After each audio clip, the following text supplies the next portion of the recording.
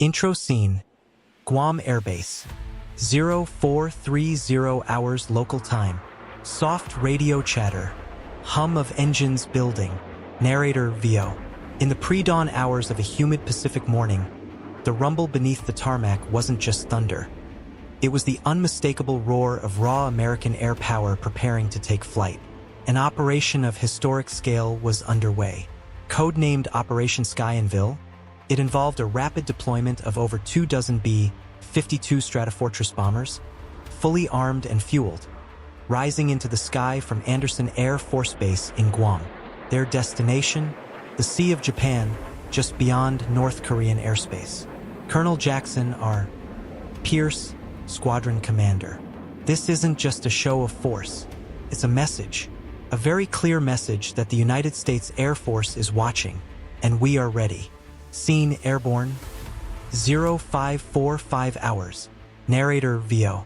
At 36,000 feet, the formation of B-52 bombers stretched across the sky like an airborne wall of thunder. Each aircraft, nearly 160 feet wide, carried a deadly mix of precision-guided munitions, electronic warfare pods, and long-range cruise missiles. For North Korea, it was an unexpected and unprecedented aerial display, an act that would instantly rattle radar installations and high-level command bunkers deep in Pyongyang. Air Traffic Control, PACOF. Viper Squadron, you are cleared to proceed to Sector Echo 9. Maintain formation integrity. You are weapons hot. Pilot, B-52 tail number 2083. Copy that, command. We're feet wet, full speed.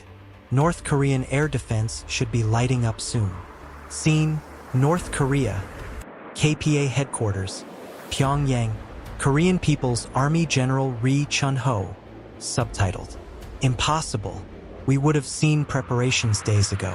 This is a violation of our air boundaries. Narrator VO.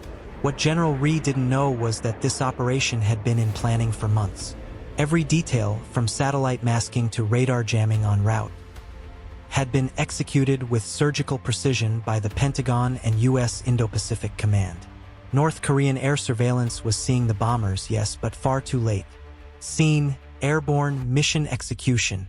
Colonel Pierce over secure comms. All units initiate Phase 2. Break into triad formations. Deploy electronic countermeasures. Target grid sectors designated Red Fox Alpha through Echo. Narrator VO. As the massive B-52s broke into combat formations, their electronic warfare systems lit up the sky, scrambling North Korean communications and radar locks. The KC-135 Stratotankers, flying in high cover, ensured continuous mid-air refueling as the fleet pushed further. Then came the maneuver that North Korea never expected. Pilot, B-52 tail number 2071. Command, be advised, deploying Lancer decoys. We're initiating faint trajectory toward Wonsan Naval Command. PACOF Command, confirmed. Continue pattern. Drone strike teams ready on standby. Scene, South Korea, Osan Air Base. 0600 hours. Narrator VO. Backed by dozens of F-22 Raptors and F-35. Lightning IIs from US and South Korean bases, the B-52s had full-top cover. For every radar lock attempted by North Korea, an immediate electronic blitz shut them down. Their entire eastern defense grid was digitally blinded. The real shock came moments later. Scene, strike initiation. 0630 hours. Colonel Pierce. Confirm target lock. Launch decoy cruise missiles. Commence simulated strike. Narrator VO. In what would later be described by military analysts as an unmatched act of power projection, the B-52s launched dozens of simulation missiles, non-explosive dummy payloads designed to mimic a real attack. These decoys screamed across the skies, directly toward North Korean naval bases, missile silos, and air defense batteries. North Korean defense operator. Subtitled. Multiple inbound. Hundreds of targets. We are under attack. Activate countermeasures. Narrator VO. Sirens wailed across North Korea. Anti-air systems launched dozens of interceptors into the void, targeting ghosts. Non-lethal but terrifying signals lighting up the entire Korean peninsula. Result: total chaos.